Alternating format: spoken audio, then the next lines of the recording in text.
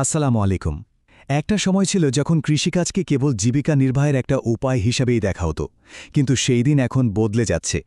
আজকের এই আলোচনাতে আমরা দেখব কিভাবে শুধু একটু ভিন্ন মানসিকতা আর সঠিক জ্ঞানের ব্যবহারে কৃষিকে একটা লাভজনক ব্যবসায় পরিণত করা যায়, যেখানে কিনা সমস্যাগুলোই হয়ে ওঠে লাভের একটা দারুণ সুযোগ। তো চলুন আলোচনাটা শুরু করা যাক একটা খুব সাধারণ প্রশ্ন দিয়ে। আচ্ছা, একজন আধুনিক সফল কৃষক আর একজন প্রথাগত কৃষকের মধ্যে আসল পার্থক্যটা ঠিক কোথায়? শুধু কি পড়াশোনা বা ডিগ্রিতে, নাকি এর পেছনে আরও গভীর কিছু একটা আছে? এই প্রশ্নের উত্তরটাই কিন্তু আমাদের আজকের আলোচনার মূল ভিত্তি।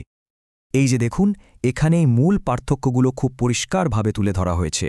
শিক্ষিত কৃষক মানে কিন্তু সার্টিফিকেটওয়ালা কৃষক নন। এখানে আসল ব্যাপারটা হলো দৃষ্টিভঙ্গির। একজন আধুনিক কৃষক সবসময় নতুন কিছু শিখতে চান, ঝুঁকি নেওয়ার আগে তথ্য বিশ্লেষণ করেন আর পুরো বিষয়টাকে একটা ব্যবসার মতো করে ভাবেন। অন্যদিকে প্রথাগত কৃষক তার পূর্বপুরুষদের অভিজ্ঞতা আর ঐতিহ্যের ওপরেই বেশি নির্ভর করেন। আগামী কয়েক মিনিটে আমরা এই বিষয়গুলো নিয়েই কথা বলবো। প্রথমে আমরা কৃষিতে এই নতুন দৃষ্টিভঙ্গিটা বোঝার চেষ্টা করব। এরপর প্রচলিত পদ্ধতির আসল খরচটা কোথায় তা দেখব, আর তারপর দেখব কিভাবে দুটো আলাদা সমস্যাকে একসাথে মিলিয়ে একটা দারুণ সমাধান তৈরি করা যায়। আর সবশেষে এর লাভ আর পেছনের আসল শক্তিটা কি তা নিয়ে কথা বলবো। আধুনিক কৃষি মানে কিন্তু শুধু জমিতে ফসল ফলানো নয়, এটা আসলে জ্ঞান দিয়ে চালানো একটা ব্যবসা। যখন একজন কৃষক নিজেকে শুধুমাত্র একজন উৎপাদক না ভেবে একজন এগ্রি বিজনেস উদ্যোক্তা হিসেবে ভাবতে শুরু করেন, ঠিক তখনই আসল পরিবর্তনটা আসে। কিভাবে খরচ কমানো যায়, লাভ বাড়ানো যায় আর পরিবেশকেও বাঁচানো যায়, এই সব কিছুই তখন তার পরিকল্পনার অংশ হয়ে যায়। চলুন একটা একেবারে বাস্তব উদাহরণ দেখা যাক। আমরা সবাই জানি, বহু বছর ধরে কৃষকরা জমিতে গোবর সার ব্যবহার করে আসছেন। আপাতদৃষ্টিতে এটাকে তো খুবই সাশ্রয়ী একটা উপায় মনে হয়, তাই না? কিন্তু এর ভেতরে যে একটা বিরাট খরচ লুকিয়ে আছে, সেটা কিন্তু অনেকেই খেয়াল করেন না। আসুন সেই হিসাবটাই একটু মিলিয়ে দেখা যাক। এটা খুব সাধারণ একটা দৃশ্য, তাই না? 1 বিঘা জমির জন্য 10 গাড়ি গোবর সার। চলুন এই 10 গাড়ির সারের খরচের হিসাবটা করা যাক। প্রথম খরচটা খুবই সোজাসাপটা, পরিবহন খরচ। 10 গাড়ি সার জমি পর্যন্ত নিয়ে আসতেই প্রায় 2000 টাকা খরচ হয়ে যায়। এটা হলো প্রথম ধাপ। আর এইটাই হলো সেই আসল খরচটা, যা আমরা চোখে দেখি না। অর্থনীতিতে একে বলে অপরচুনিটি কস্ট। মানে যে গোবরটা জমিতে দেওয়া হলো, সেটা যদি জমিতে না দিয়ে সরাসরি বাজারে বিক্রি করা হতো, তাহলে অনায়াসে 6000 টাকা পাওয়া যেত। তার মানে এই টাকাটাও কিন্তু আসলে খরচই হয়ে যাচ্ছে। তাহলে মোট খরচটা গিয়ে দাঁড়ালো কত? গাড়ি ভাড়া 2000 আর গোবরের দাম 6000, মোট 8000 টাকা। ভাবা যায়, 1 বিঘা জমিতে জৈব সার দিতে গিয়েই এই বিশাল অঙ্কের টাকাটা খরচ হয়ে যাচ্ছে, যা প্রায়ই আমাদের হিসেবের বাইরে থেকে যায়। তো এ তো গেল সমস্যার কথা।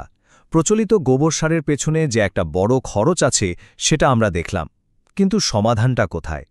একজন আধুনিক কৃষক ঠিক এখানেই তার জ্ঞান আর বুদ্ধিকে কাজে লাগান।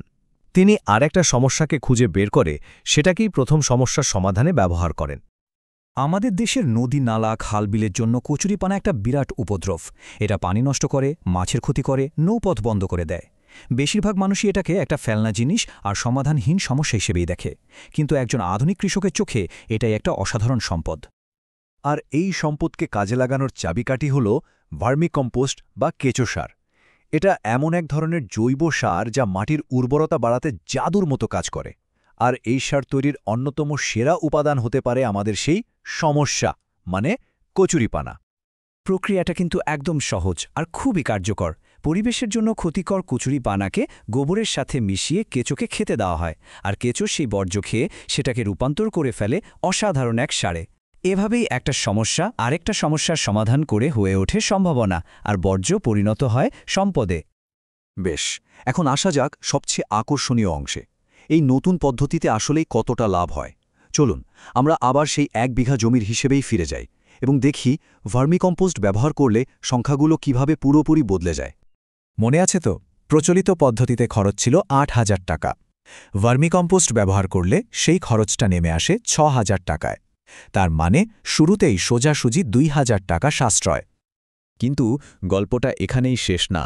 ভার্মিকম্পোস্ট মাটির পানি ধরে রাখার ক্ষমতা অনেক বাড়িয়ে দেয়, ফলে অন্তত 2টো সেচ কম লাগে, আর এতে বেঁচে যায় আরও প্রায় 1500 টাকা। আর সবচেয়ে বড় লাভটা আসে অন্য জায়গা থেকে। মাটির উর্বরতা এতটাই বেড়ে যায় যে রাসায়নিক সারের ব্যবহার প্রায় 25% কমে যায়, আর তাতেই বেঁচে যায় আরও 5000 টাকা। তাহলে মোট সাশ্রয়টা কত দাঁড়ালো? সব বিলিয়ে প্রতি বিঘায় প্রায় 8,500 টাকা। ভাবুন একবার, যে কৃষক আগে 8,000 টাকা খরচ করছিলেন, তিনি এখন কোনো খরচ তো করছেনই না, বরং উল্টো 8,500 টাকা বাঁচাচ্ছেন। এটাই হলো জ্ঞানের আসল শক্তি। তবে লাভটা কিন্তু শুধু টাকার অঙ্কে মাপা যাবে না।